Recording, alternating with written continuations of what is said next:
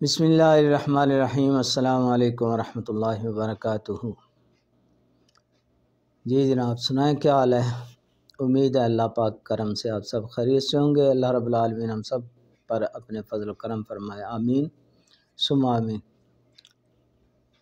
حضرات محترم، آج میں جو نسخہ لایا ہوں آپ حضرات کے لیے، وہ نسخہ ہے جی قوت باہ کے لیے غذائی نسخہ۔ غذا کی غذا، دوا کی دوا ہے،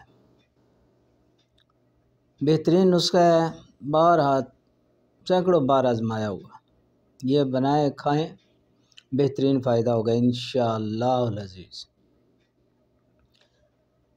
اس میں جناب آپ نے کرنا کیا ہے، گاجریں لینی ہیں اچھی جناب، لال سرخ اچھی گاجریں لے کے ان کو صاف کر کے اور ان کو آپ نے اچھی طرح کاٹ کے، بیچ میں سے جو ہوتا ہے نا اس کا وہ پیلا جو گاجر کے اندر تو کیا لیں اس کو کیل کہتے ہیں، وہ نکال دینا ہے، جتنا ہو سکے نکال دیں۔ صرف گاجریں لیں، اوپر والا جو ہوتا ہے حصہ صحیح والا کیل نکال کے اس کو کدو کش کر لیں، باریک کر لیں۔ یہ کدو کش کی ہوئی گاجریں جو ہیں 1 کلو لے لیں آپ، اور اس میں آپ نے 4 کلو دودھ جو ہے خالص، بھینس کا ہو یا گائے کا ہو جو بھی ہو، 4 کلو دودھ ڈال کے تو اس کو پکانا ہے آپ نے۔ پکاتے پکاتے یہ گل جائیں، دودھ جو ہے وہ جل جائے سمجھے۔ پکاتے وقت جو ہے اس میں چمچہ وغیرہ ہلاتے رہیں، وہ نیچے لگ کے خراب نہ ہو جائے۔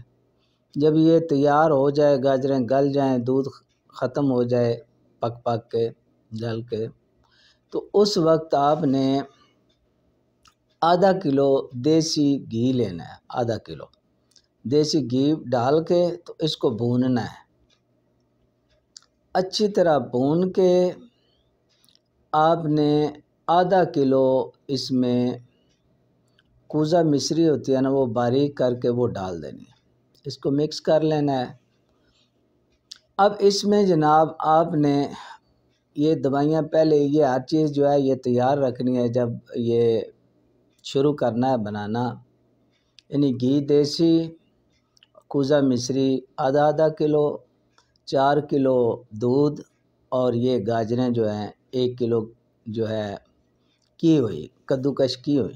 ویسے تو زیادہ لیں، 2-3 کلو لیں تو صفائی سوئی کر کے کدو کش کرتے کلو ایک جو ہے نا وہ پوری ہوں۔ اچھا، اس میں جو چیزیں ڈالنی ہیں، دوائی تو نام ہے غذائیں ہی ساری۔ مغز بادام 10 تولے، ناریل یہ جو گری کھوپا ہوتا ہے 5 تولے، کشمش 5 تولے، سونف جو ہے مقشر، اس کو صاف کر کے نا ہلکا ہلکا اس کو اوپر ڈنڈا ماریں تو اوپر سے وہ چھلکا اتر جائے، صاف جو ہے نا سونف 5 تولے وہ ڈالنی ہے۔ پستہ مغز 2.5 تولے، مغز اخروٹ 2.5 تولے، اور چلغوزے کا مغز 2.5 تولے۔ الائچی خرد، چھوٹی الائچی جو ہوتی ہے یہ 2 تولے۔ یہ ہر چیز اس میں ملا دینی ہے۔ ملا کے اب برک چاندی جو ہے 1 دفتری جو ہے وہ اچھی طرح اس میں ملا لینا ہے۔ ملا کے تو یہ ایک قسم کا گاجر کا حلوہ ہی کہہ لیں اس کو، یہ تیار ہو جائے گا۔